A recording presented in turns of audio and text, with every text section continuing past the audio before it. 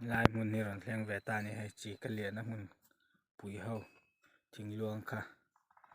hian chi liak ve a ru hlim khop mai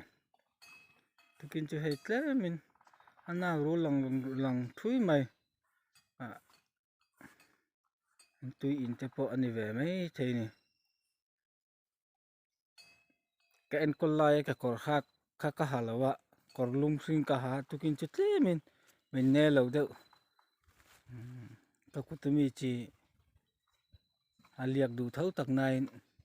ni dang angin mani jing angin min lia sak du lu tuk vak lo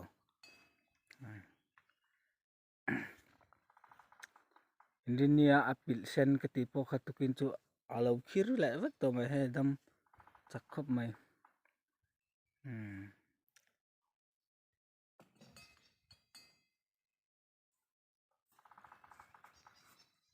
te chuan anin mu to mai ka ring pan khir ka ti na lai kha